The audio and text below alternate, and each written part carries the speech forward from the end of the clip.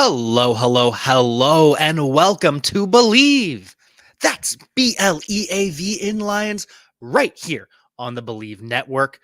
As always, I am your host at Javanaugh87, Jack Kavanaugh, here to steer you through a crazy offseason. A crazy offseason that now has a reunion in Detroit. But before we get to that, we have to talk about our friends over at Bet Online because it's that time of year as college basketball has taken center stage with the tournament in full swing. If you're looking to wager this year, Bet Online is the number one spot for all your updated odds and info, along with great contests, including the bracket contest, where you have a chance to take home the top prize. Head over to the website and use your mobile device to sign up today and receive your 50% welcome bonus with your first deposit. Just use promo code BELIEVE to get started. That's BLEAV. BetOnline is your continued source for all your sports wagering needs, including live betting and your favorite Vegas casino games. BetOnline, where the game starts. And so I mentioned a reunion, and you would think that reunions are typically pretty good, right? Something didn't work out, things come back together, everyone is happy, we all celebrate.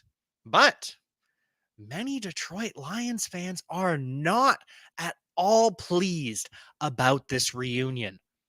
Yes, of course, I am talking about the return of Jarrad Davis, the former 21st overall pick by Bob Quinn back in 2017, who really just didn't work out in Detroit. It was unfortunate.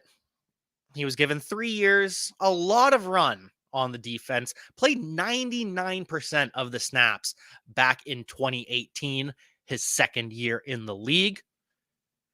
But it just never clicked for Jarrad Davis under Matt Patricia. And ultimately, Patricia benched Jarrad Davis in his final season with Detroit. Davis is a free agent, signs with the New York Jets, struggles through health, only ends up starting 5 of the 9 games that he was active for. But unlike Matt Patricia, Aaron Glenn is not a defensive coordinator that will force a square peg into a round hole. Aaron Glenn is going to set up his players for success and really only ask them to do what they do well. And what does Jarrad Davis do well? Well, as a freak athlete back when he was drafted, Jarrad Davis was a very effective blitzer, picking up 10 and a half sacks with the Detroit Lions. And Davis was a pretty effective run blitzer as well, picking up over 300 tackles with Detroit. The problem with Jarrad Davis has always been if you ask him to think too much, if you want him to read and react, it's just not his game. But if you send him as a missile, just full go in there, if you have him just with one thing on his mind, Davis has the athleticism to make plays in that way. And so I'm excited to see him reunite with his former teammate at the University of Florida in Alex Anzalone. They're likely the top 2 favorites to be linebacker 1 and 2 for the Lions. And ultimately, though, as I talked about on the last episode of Believe in Lions, and if you haven't seen that, make sure you go check it out. It's probably going to be a free for all competition here with the Detroit Lions.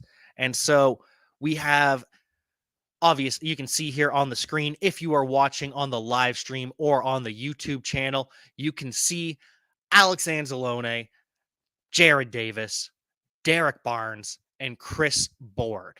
Now remember, Derek Barnes, last year's 4th round pick. Chris Board, the recently signed former Baltimore Raven. So Alex Anzalone, last year's starter, captain for the Lions, once again the favorite to be the Mike linebacker, the signal caller. Derek Barnes was his backup at the Mike position last year. So we'll see if he can overtake Anzalone on the depth chart. Meanwhile, in this second linebacker position, Chris Board and Jarrad Davis are both blitzers. That's kind of their specialty, not so great in coverage. So Chris Board and Jarrad Davis seem to be competing for that second position. And if you're just listening to the podcast, you can check out the YouTube channel, the Believe YouTube channel, and see a breakdown of the depth chart here live. Derek Barnes is the man. Whoop, whoop from Good Cat Boy Dude.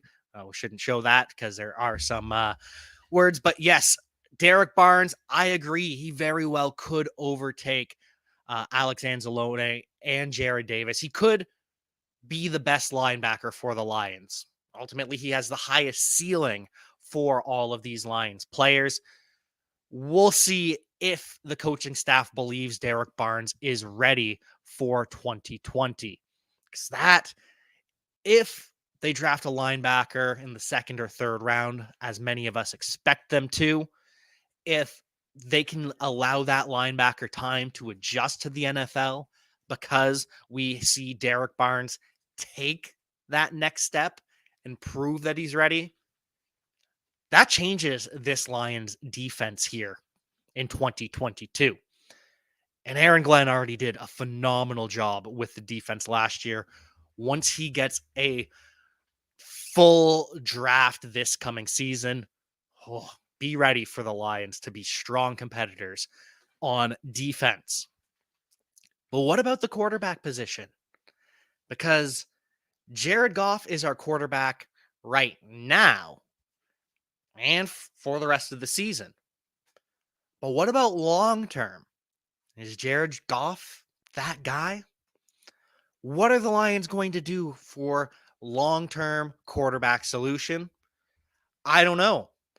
But what I do know is I've got some opinions on this class coming up. I have taken the time to rank my top 6 quarterbacks. Yes, of course, there are really 6 quarterbacks that matter in this draft.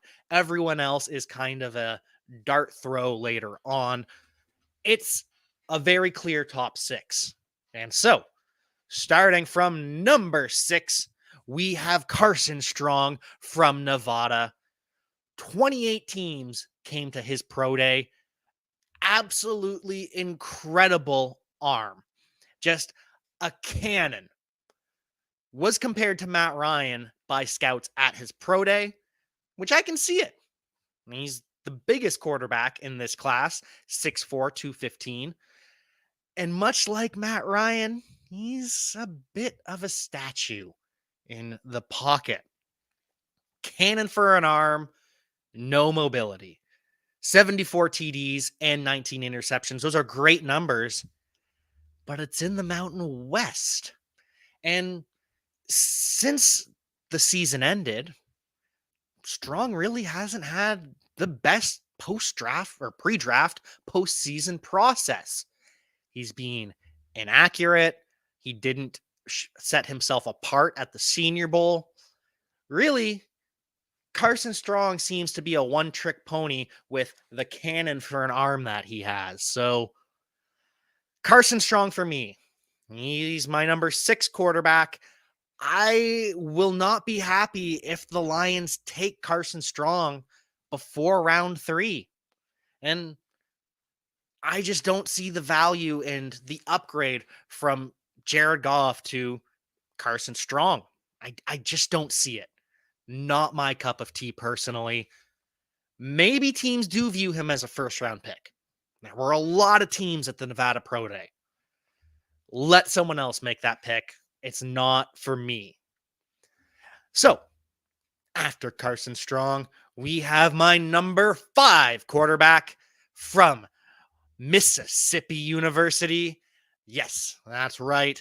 Matt Corral out of Ole Miss. And personally, there's a tier, quite a bit of a tier, from Carson Strong to Matt Corral. And at Matt Corral's pro day, we saw Mike Tomlin. We saw Matt Rule, the head coach of the Carolina Panthers. We saw Arthur Smith, the head coach of the Atlanta Falcons, all be very interested in what Matt Corral had to show. And now Corral didn't wow as much as Malik Willis did at his pro day. He's not the athlete that Malik Willis and Desmond Ritter are. And he doesn't have the resume of a Desmond Ritter or a Sam Howell. Doesn't have the arm of Carson Strong. And doesn't have the swag of some of these other quarterbacks. If you go and watch his pro day, he's got the baggy t-shirt, the long baggy shorts. Not very stylish, and that doesn't matter in the grand scheme of things. But because of that, a lot of people think that Matt Corral disappointed at his pro day. And I'm here to tell you that all of those people that said Matt Corral didn't show out at his pro day, they're wrong. Every single one of them. Because Matt Corral, first and foremost, showed that he is healthy coming off the high ankle sprain, which is very important. But also, he showed accuracy, he showed timing, and he showed some zip on his passes as well, with quite an incredible deep ball. Matt Corral is a quality quarterback prospect. Don't get me wrong. The only reason I have him at QB5 is because if you want to describe Matt Corral's play style in college, fearless would be the number one word. However, how often does fearless become reckless? That's my worry with Matt Corral, because he is just unafraid to put his body in harm's way any which way he needs to get the play off, to get the throw off, to make something happen. And you love that as a competitor at your quarterback. So if Matt Corral ends up being the best quarterback in this class, I won't be surprised. But I'm just a touch worried, because even Lamar Jackson shows more ability to avoid defenders, get out of bounds, avoid these big hits, whereas Matt Corral just doesn't care. And at 6'2", 212 pounds, and unknown athleticism because he didn't run or test, I'm worried about Matt Corral. And I hope I'm wrong. I hope Matt Corral has a successful and long career, and I'm not surprised if he ends up as a top 15 pick. However, if Matt Corral falls to number 32 overall, I am thrilled if the Lions draft him there. And the same can be said for a quarterback that I have ranked slightly ahead of Matt Corral. However, in the same tier as the Ole Miss gunslinger, and that is Sam Howell. Howell, if you're listening to this, he may be having his pro day as we speak, scheduled for March 28th. And he seems to be the forgotten quarterback in this class. He was QB1 for a lot of people entering the college football season. It was Sam Howell, and it was Spencer Rattler. Howell had a bad first game of the season. And after that, everyone just kind of poo-pooed him. They were done with Sam Howell. But 6'1", 218, compared heavily to Baker Mayfield, which might be part of the reason that people don't want to talk about Sam Howell anymore. People don't want to talk about Baker Mayfield and how good of a prospect he once was and the things that Baker can do well. Instead, They just want to focus on the fact that no team wants to trade for Baker and his $18 million salary. But for Sam Howell, a lot of people are underrating the resume that he has because when he lost some serious weapons in Javonte Williams, in Michael Carter, in Diami Brown, Howell lost all of these weapons, and everyone notices, oh, he dropped. He had 500 less yards after he lost his weapons. The weapons made Sam Howell. And then they look at the touchdowns and interceptions and see, oh, 30 TDs and 7 interceptions with Javonte Williams and all of these guys. And he loses them and only 24 touchdowns and 9 interceptions. But after Howell lost all of his weapons, he ran for over 800 yards, which is over 600 more than he previously ever had. And he added 11 touchdowns, 6 more than Sam Howell had previously. So people are fixating on the drop in passing numbers and paying no attention to the fact that we now know Sam Howell is a dual threat quarterback. Sam Howell, for me, quarterback 4. He's in that same tier with Matt Corral. And again, I am more than happy if Sam Howell is available with the 32nd overall pick. I wouldn't count on it for Matt Corral. It's a little bit more likely for Sam Howell, but happy with both of those picks at 32. And honestly, another quarterback that's pretty comparable to them, my number 3 quarterback, Kenny Pickett. And I know what you're thinking. Kenny Pickett at 3? Quarterback 3? What? I know. It's a little bit of a hot take. But I'm just a little bit skeptical of a 5-year quarterback coming out of Pitt in the ACC with 1-year wonder. And don't get me wrong, I like Pickett a lot. I think Kenny Pickett is worth a top 15 pick. However, in this day and age at quarterback, I think you gotta go for the elite intangibles, the elite upside. You want the quarterback with the uber athleticism combined with that uber arm that we see. Kenny Pickett is a great athlete.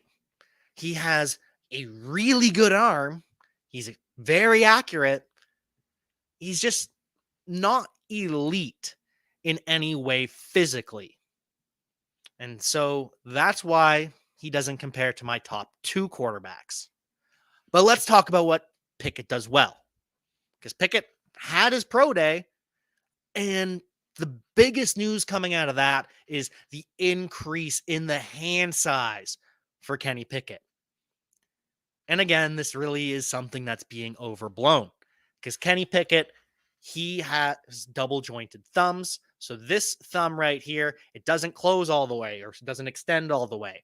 So when they measure his hand, it is smaller than when he's grabbing a football because you see your hand is bent. If you're watching on the YouTube channel, check out the Believe YouTube channel.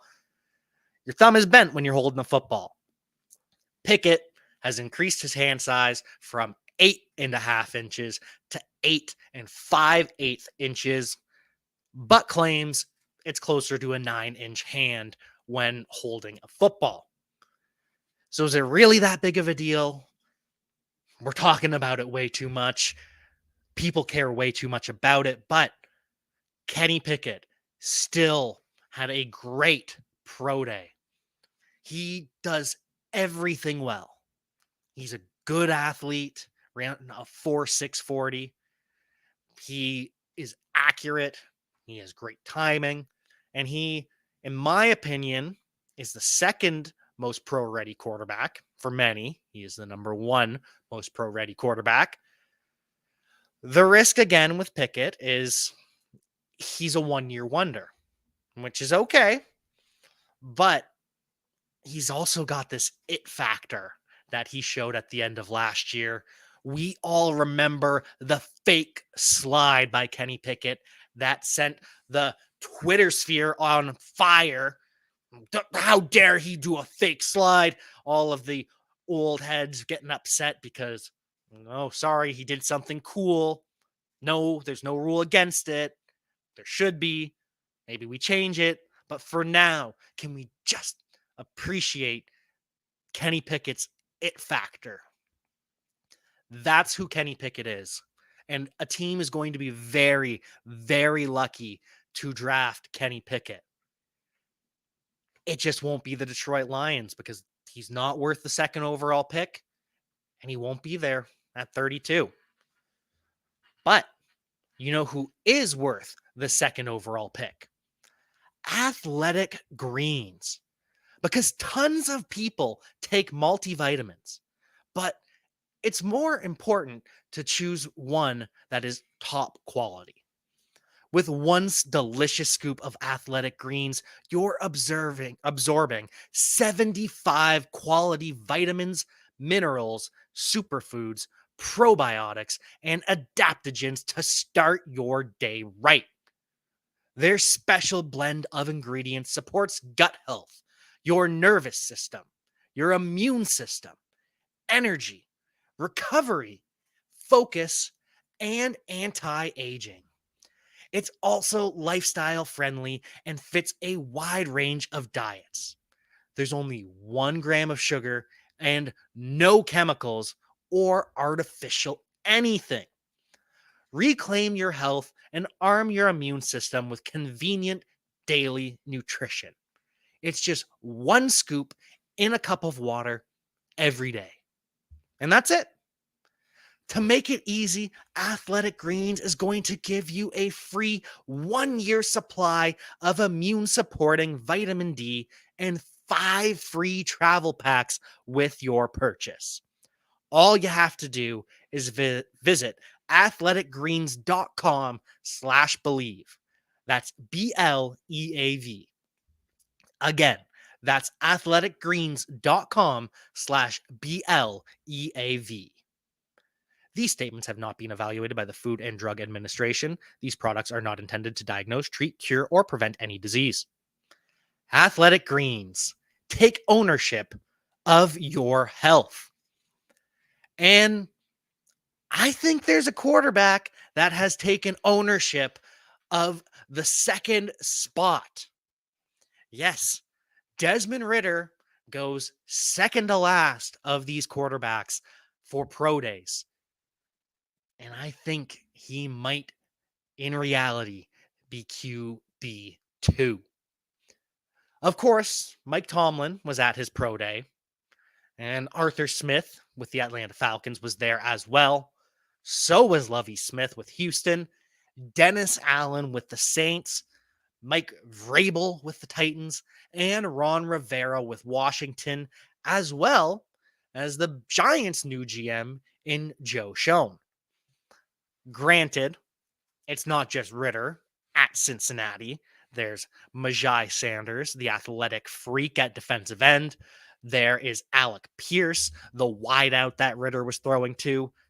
There's, of course, everyone's favorite pick, everyone's favorite corner, possibly and most likely the number 1 player drafted out of Cincinnati, Sauce Gardner.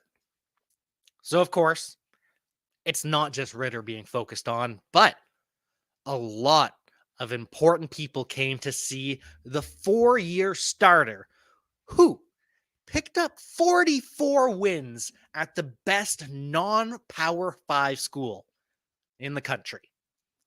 Sorry to Central Florida. 11-2 as a freshman, and again 11-2 as a sophomore.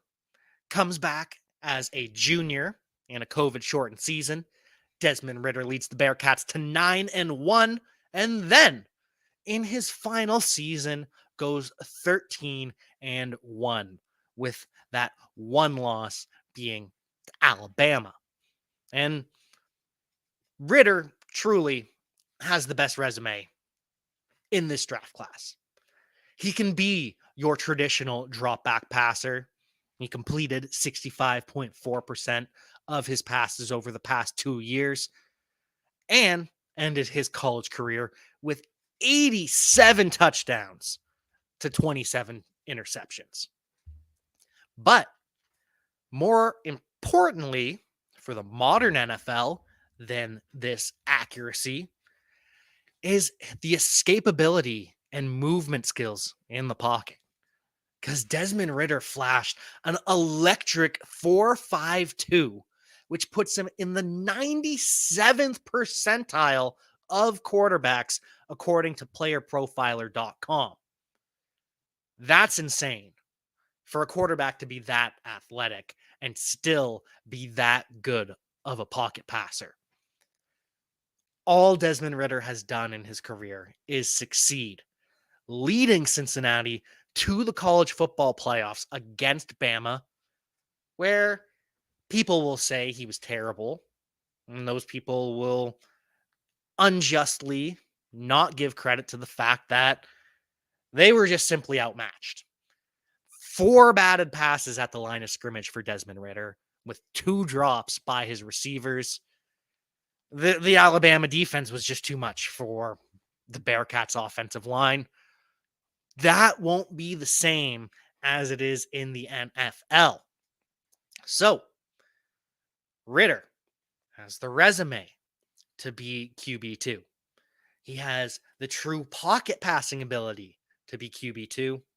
He's got the elite athleticism to be QB2. And if you watch Desmond Ritter's pro day, he has the golden rocket of an arm to be QB2. Might seem like a hot take right now, but I truly believe that Desmond Ritter has both the highest floor in this draft class at quarterback and the second highest ceiling among quarterbacks. And of course, Ritter is only QB2 in terms of ceiling because of Malik Willis. Now, the Lions only sent one scout to Malik Willis's pro day. Does that mean they're not interested? Or is this a smokescreen because they're too interested? Spoiler alert, it means nothing. The Lions spent an entire week with Malik Willis, coaching him at the Senior Bowl. And they also talked to him at the Combine. The Detroit Lions know everything they need to know about Malik Willis at this point. So, when it comes to his pro day, they can just sit back, relax, and watch the tape as it comes in. And oh boy, if you saw the tape come in, chef's kiss. Glorious from Malik Willis. Go back and watch it if you haven't. But that last throw, you know the one I'm talking about. It's the classic pro day throw that everyone does, where they roll right, and then there's a defender.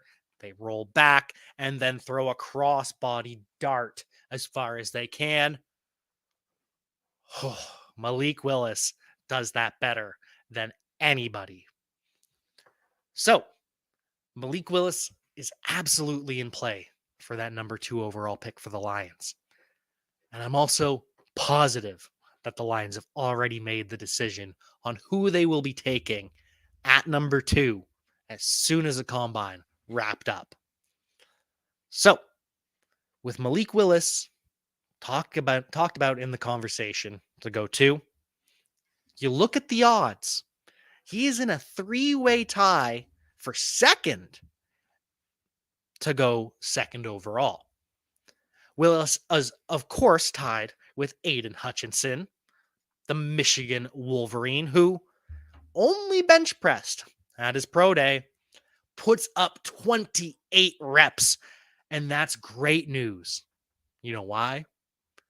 Because Dan Campbell did 25 reps at his combine. So, gotta out bench press, coach, if you're a defensive lineman. Aiden Hutchinson does it with 28. And he didn't have to do anything else at his pro day because he dominated the combine. Proved to be an elite athlete with a 4.15 shuttle, which is 96th percentile shuttle. And his 6.73 3 cone was 99.8th percentile. Aiden Hutchinson just has elite agility, and his speed and his explosion aren't bad either, with a 36-inch vertical and a 4.74 40-yard dash. All this comes in together to give him a 9.87 relative athletic score from our friend Kent Lee Platt at MathBomb on Twitter, which, if you want to look at comparables, Aiden Hutchinson is the 18th best, most athletic defensive end since 1987. And the three players directly above him in athleticism are Brian Burns from the Carolina Panthers, Danielle Hunter from the Minnesota Vikings, and Montez Sweat from the Washington Commanders. That's pretty good company to be in for Aiden Hutchinson. Met with Brad Holmes and Aaron Glenn for at least 20 minutes at his pro day and did a full-length interview with Danny Rogers from the Detroit Lions media team. Very well could go second overall. Two other players that the Lions were scouting at the Wolverines pro day.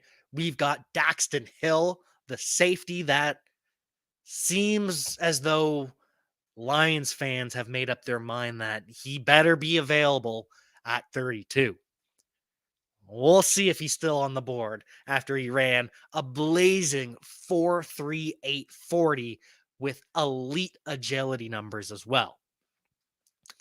Lions were also scouting David Ajabo, the pass rusher opposite Aiden Hutchinson, who, unfortunately, while working out at his pro day, tore his Achilles, which is just heartbreaking for these young athletes. You never want to see that.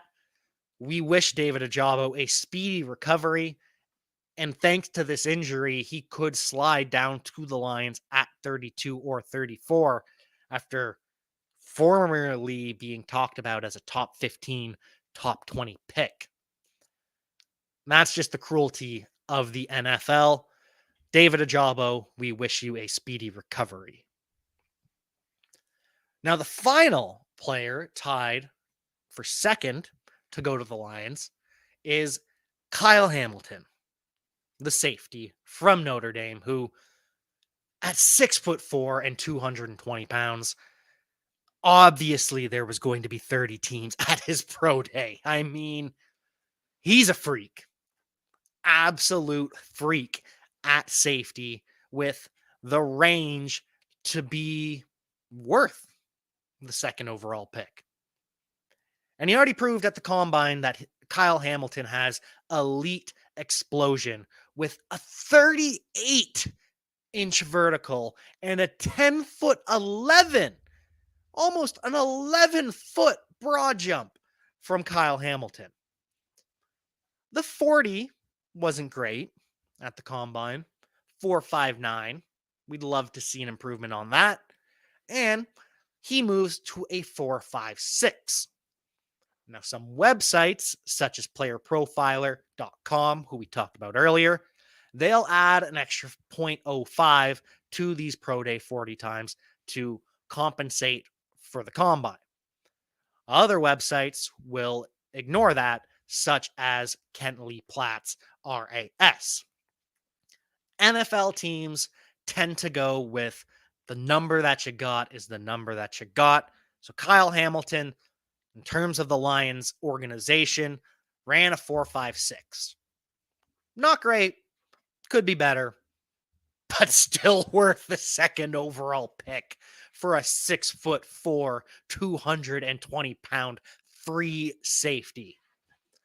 However, safeties don't typically get drafted that high. And Brad Holmes comes from the Rams, who have a history of drafting and developing late round safeties to a great degree. So we'll see if they end up going with Kyle Hamilton. Either way, it's Kyle Hamilton, Malik Willis, and Aiden Hutchinson tied for second to go to the Lions at 2. First, the new favorite for the Lions at 2 is not who you're thinking. No, it is Trayvon Walker from the University of Georgia. Now, he's got the resume with the national championship. Picked up 6 sacks last year, 34 total pressures. And Walker is also the second most athletic defensive end since 1987, per Kent Lee Platt at MathBomb on Twitter, his relative athletic score. Yeah.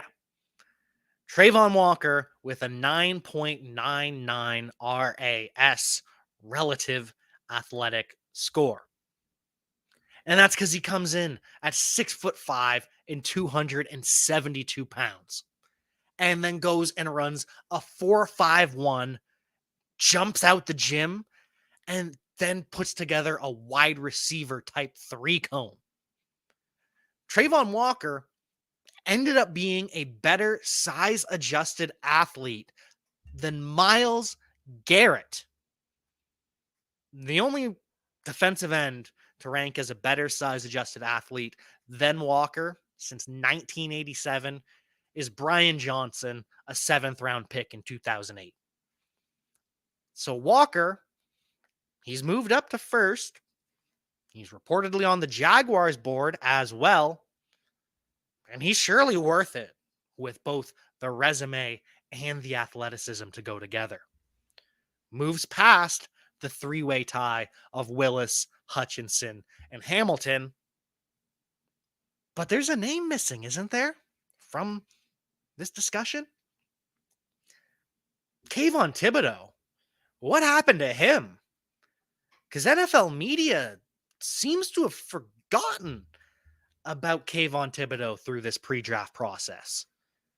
They seem to not have noticed that this man has been the top prospect since he entered college football, and nothing has changed. He's done nothing to make you think he should be downgraded.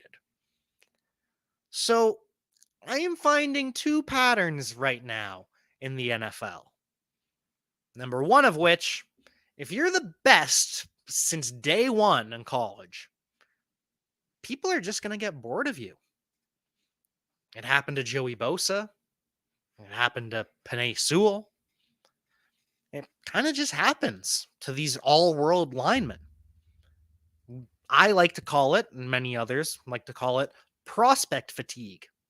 When we're just tired of the greatness, we get bored of it, and then forget how special these players are.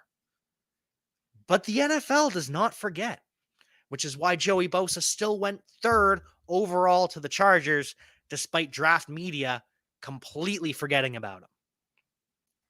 Now, number 2 pattern that I've noticed, if you're coming from the University of Oregon, prepare to have some stuff flung your way, because Justin Herbert was quiet, a bad leader, not a top quarterback.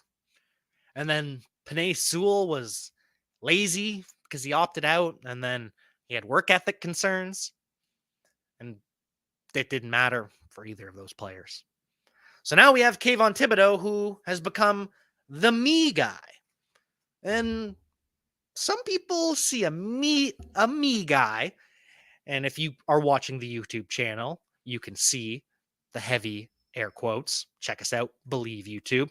But if you're on the podcast, this me guy is made up.